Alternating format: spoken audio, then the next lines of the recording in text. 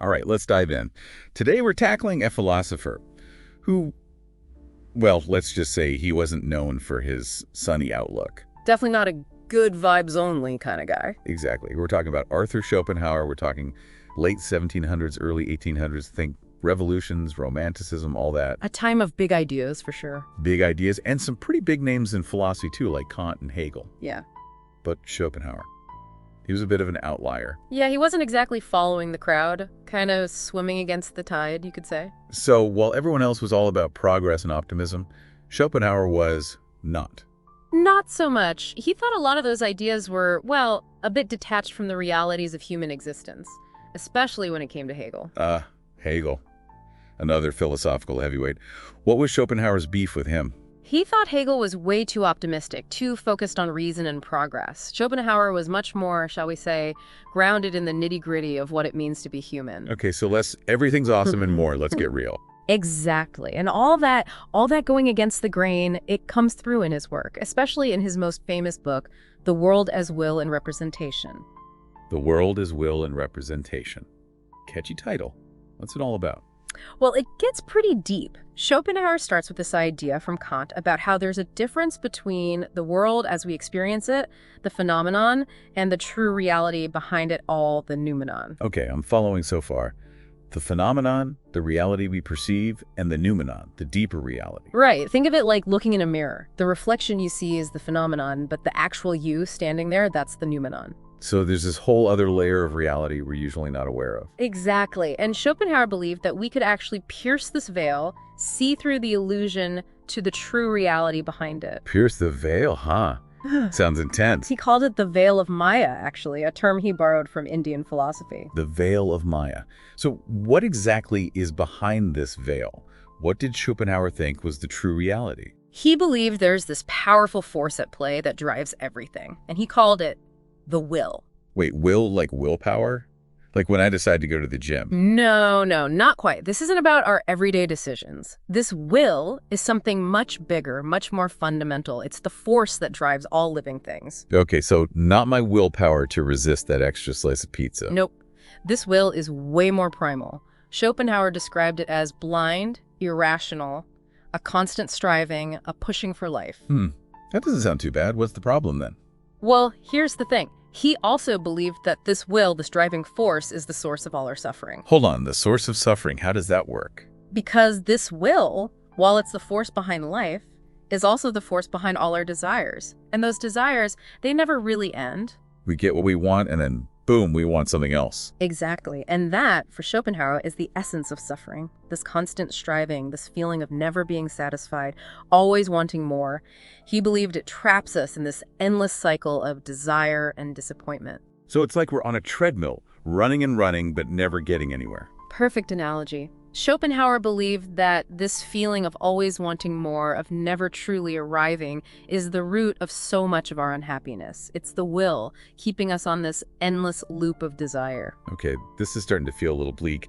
So are we just doomed then? No way out of this will's grip? Well, Schopenhauer wasn't all doom and gloom. He did offer some potential ways to, if not escape the will completely, at least find some relief from its grip. And one of those was through art. Art.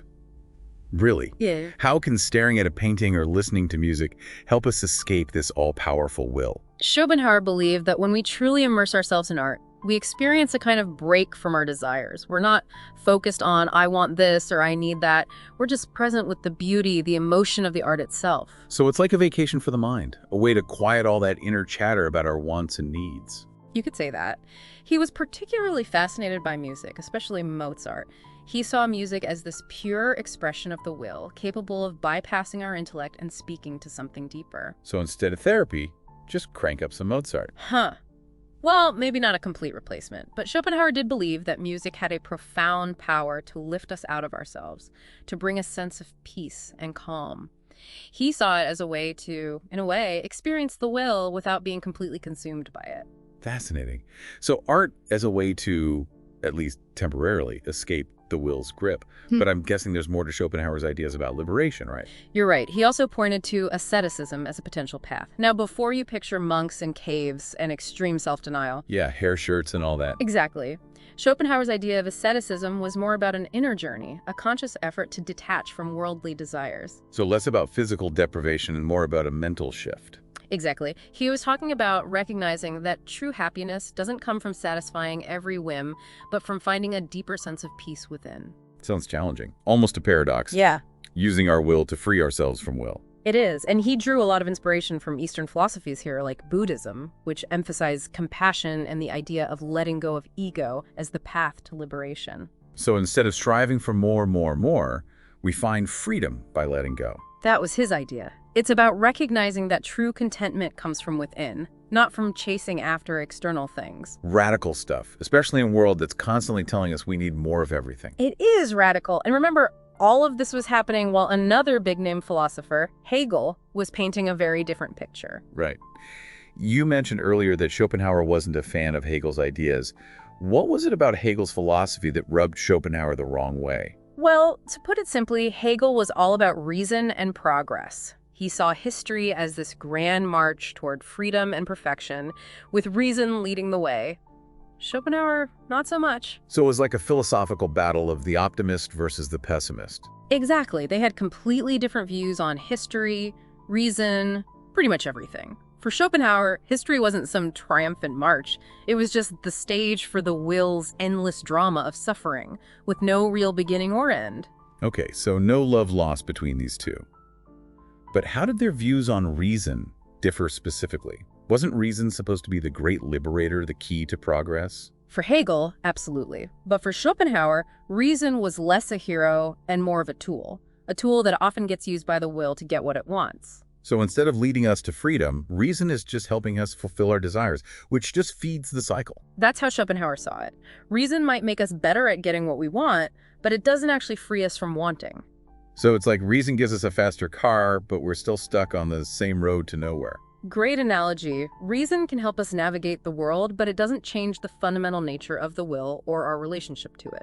Schopenhauer believed that true freedom comes not from fulfilling desires, but from understanding the nature of desire itself, from seeing the will for what it is. This makes me think about all the times I've used logic and reason to justify buying something I wanted, even when I knew deep down it wasn't going to make me truly happy. Ah, that's the will whispering in your ear. It's tricky like that. But for Schopenhauer, the key is to become aware of the will's influence, to see how it shapes our thoughts and actions. Okay, so if reason alone can't save us, let's go back to those paths to liberation we were talking about. Art as a temporary escape, and then this idea of asceticism, detaching from worldly desires. But how do we actually practice asceticism? Is it about living like a minimalist, getting rid of all our possessions?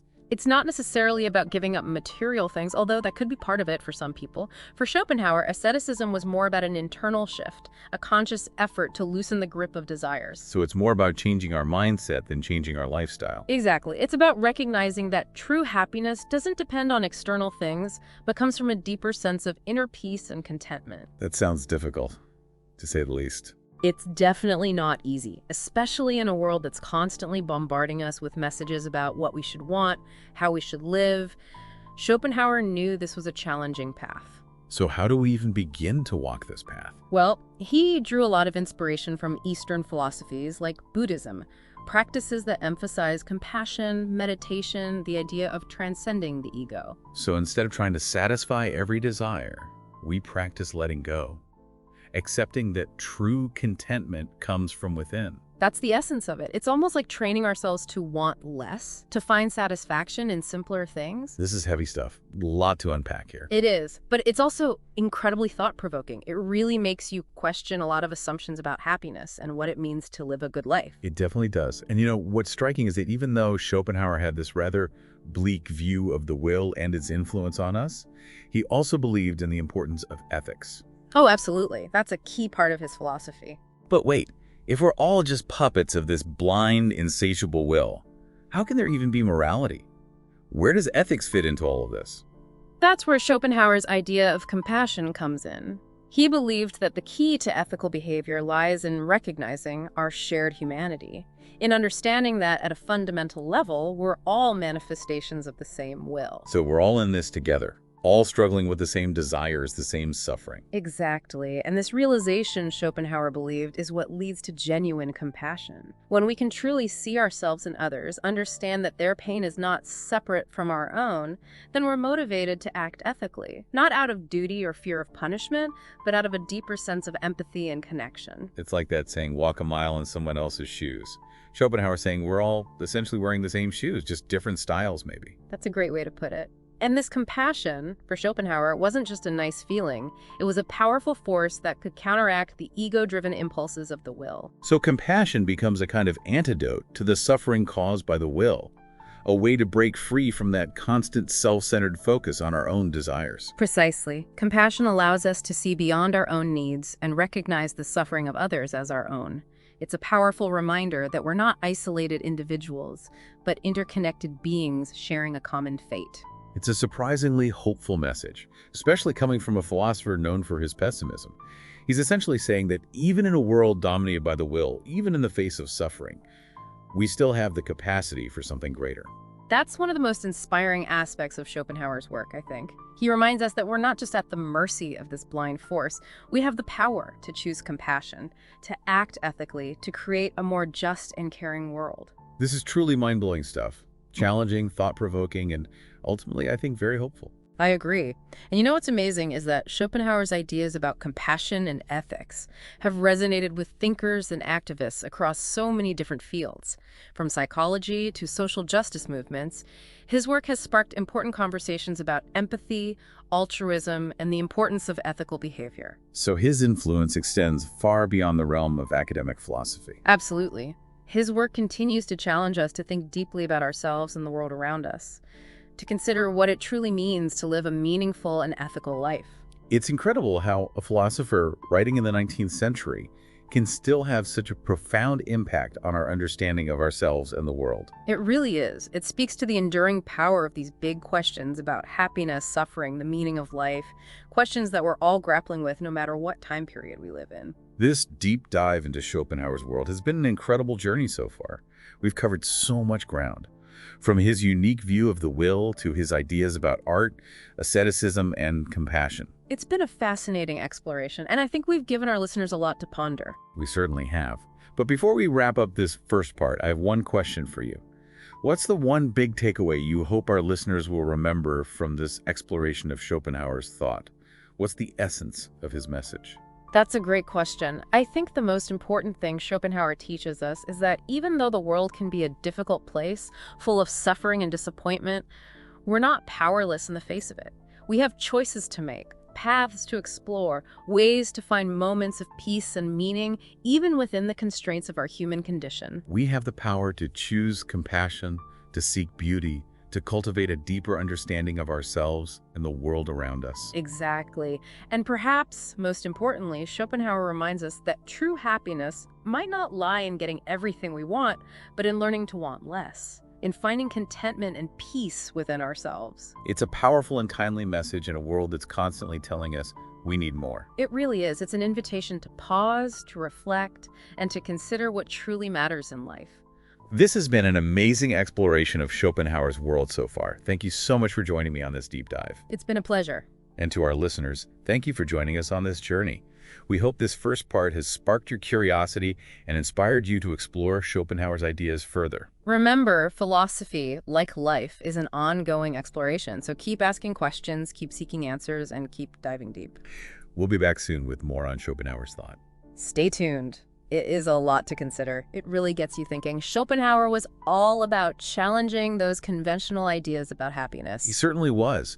So we've been talking about this concept of the will, this powerful force that Schopenhauer believed drives everything. But I'm wondering if we can maybe make it a bit more concrete. How does this will actually play out in our everyday lives? Okay, so imagine the will as this primal energy. It's blind, it's raw, this driving force pushing all living things to survive, to reproduce, to seek out what they need. And it's not about conscious decisions, it's deeper than that. So it's not like when I use my willpower to, say, choose a salad over fries. It's something more fundamental, pushing me towards food in the first place. Exactly. It's that underlying force behind our actions, even the ones we think are totally rational. We're driven by this will to satisfy our needs, to seek pleasure, avoid pain. But, and here's the catch, that satisfaction never lasts. It's like when you finally get that, I don't know, that gadget you've been wanting. Yeah. You're excited for like 5 minutes and then the novelty wears off. Yeah. You're already looking for the next thing. That's the will in action. It keeps us on this endless treadmill of desire, always searching for that next hit of satisfaction, which of course never truly satisfies. And that, according to Schopenhauer, that's where suffering comes in. So the more we chase happiness, the further it slips away. It's like we're setting ourselves up for disappointment. That's a big part of what Schopenhauer was getting at. He believed that real, lasting happiness can't be found in that constant pursuit of desire, because that pursuit is, by its nature, insatiable. Okay, I think I'm starting to understand why Schopenhauer wasn't exactly known for his upbeat attitude. But even if we accept that this will is pushing us towards suffering, what about reason? Can't reason help us break free from this cycle? That's the million-dollar question. And this is where Schopenhauer's big disagreement with Hegel comes in. Because for Hegel, reason was the ultimate guide, the force that would lead us to a better future. But Schopenhauer, well, he had a different take on things. So for Schopenhauer, reason wasn't this shining beacon of hope. Not quite. He saw reason as a tool. And like any tool, it can be used for good or for bad. But ultimately, it's still in service to the will. It might help us find more efficient ways to satisfy our desires, but it doesn't actually free us from those desires in the first place. So it's like reason gives us a faster car, but we're still stuck on the same road to nowhere. That's a great way to put it. Reason can help us navigate the world, but it doesn't change the fundamental nature of the will or our relationship to it. This is making me think about all those times I've used logic and reason to justify, I don't know, buying something I wanted, even when I knew deep down it wasn't going to bring me any real lasting happiness. That's the will whispering in your ear, my friend. It's sneaky like that. But Schopenhauer believed that true freedom comes not from fulfilling our desires, but from understanding them, from recognizing the will for what it is. Okay, so if reason alone can't save us, let's circle back to those paths to liberation Schopenhauer offered. We've talked about art as a temporary escape. And then there's asceticism, this idea of detaching from those worldly desires. Yeah. But how do we actually, practice asceticism? Is it all about living like a minimalist, getting rid of all our stuff? Not necessarily. I mean, it could be part of it for some people, but for Schopenhauer, asceticism was more about an inner shift, a conscious effort to detach from that pull, the pull of desires. So it's more about changing our mindset than our lifestyle. Exactly. It's about recognizing that happiness, true happiness, it doesn't come from external things. It comes from a deeper sense of peace, of contentment that comes from within. That sounds, well, difficult, to say the least. It's not easy, especially in a world that, like I said, constantly bombards us with messages about what we should want, what we should be, what we should have. Schopenhauer knew this was a tough path. So how do we even start down this path? Where do we begin? Well, he drew a lot of inspiration from Eastern philosophies. Buddhism, for example. Practices that emphasize compassion, meditation, the idea of transcending the ego. So instead of trying to satisfy every desire, we practice letting go. We accept that contentment comes from within. That's it. It's almost like training ourselves to want less, to find that satisfaction in the simpler things. This is deep. It's a lot to absorb. It is. But it's powerful stuff. And I think, it really challenges us to think differently about what it means to be happy, what it means to live a good life. It really does. And it's striking to me, that even though Schopenhauer had this rather bleak view of the will, he also really believed in the importance of ethics. Yes, absolutely. That's a fundamental part of his philosophy. But if we're all just puppets of this, this blind and insatiable will, how can there even be morality? Where does ethics fit into all of this? That's where Schopenhauer brings in compassion. He believed that, the key to ethical behavior is recognizing our shared humanity, understanding that at our core, we're all manifestations of this same will. So we're all in this together, basically, all wrestling with the same desires, the same suffering. Exactly. And that realization, for Schopenhauer, that's what leads to genuine compassion. When we can really see ourselves in others, we understand that their pain is not separate from our own, and then we're motivated to act ethically. Not out of a sense of duty or fear of punishment, but out of a much deeper sense of empathy, a connection to others. It's like that saying, walk a mile in someone else's shoes. Schopenhauer is saying we're all wearing the same shoes, just maybe in different styles. I love that. A perfect way to put it. And that compassion, that wasn't just some warm and fuzzy feeling for Schopenhauer. He saw it as this powerful force, something that could actually counteract those ego-driven impulses of the will. So compassion, in a way, becomes the antidote to the suffering caused by the will. It's a way to break free from that constant, self-centered focus on our own desires. Yes. Exactly. Compassion, it allows us to see beyond our own individual needs and recognize the suffering of others as our own. It's this powerful reminder that we're not isolated beings, we're interconnected, we're sharing this common fate. It's interesting. This is actually a very hopeful message coming from a philosopher who is known for his pessimism. He's basically saying that even in a world dominated by this will, even with all the suffering it brings, we still have this capacity for something greater, something more. I think that's one of the most inspiring things about Schopenhauer's work. He reminds us that we're not just, at the mercy of this blind force. We actually have the power to choose compassion, to act ethically, to try to create a more just and caring world. It's a lot to take in, but it's truly mind-blowing stuff. It's challenging, it's thought-provoking, and ultimately, I think it is very hopeful. I couldn't agree more. And it's amazing to think that Schopenhauer's ideas about compassion and ethics, they've really resonated with thinkers and activists in so many fields. Psychology, social justice movements. His work has really sparked important conversations about empathy, about altruism, about the importance of ethical behavior in a world that can, often feel driven by self-interest. So his influence extends far beyond just, the realm of academic philosophy. Well, absolutely. I think his work keeps challenging us to, think deeply about ourselves, about the world around us, to really consider what it means to live a meaningful, ethical life. It's really incredible how a philosopher, writing back in the 19th century, can still have such a profound impact on how we understand ourselves and the world today. It really speaks to the power of these big questions, these questions about happiness, about suffering, about the meaning of life. These are things that no matter what time period you live in, you're going to grapple with. This deep dive into Schopenhauer's world has been quite a journey. We've covered a lot. His unique view of the will, his ideas about art and asceticism and compassion. It's been a fascinating exploration, and I think we've given our listeners a lot to chew on, a lot to think about. Definitely. So before we move on, is there one big takeaway you hope our listeners will walk away with from this discussion? What's the essence of Schopenhauer's message in your view? That's a great question. I think the most important thing Schopenhauer teaches us is that even though the world can be a tough place, full of suffering and disappointment, we're not powerless in the face of that.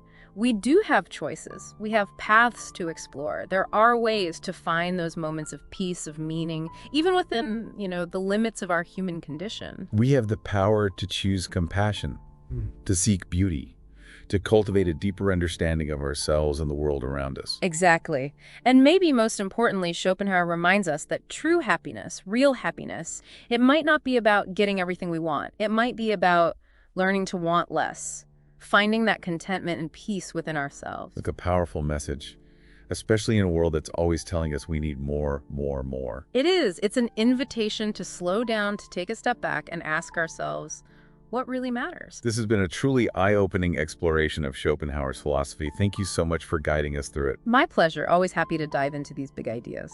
And to our listeners, thank you for joining us on this journey.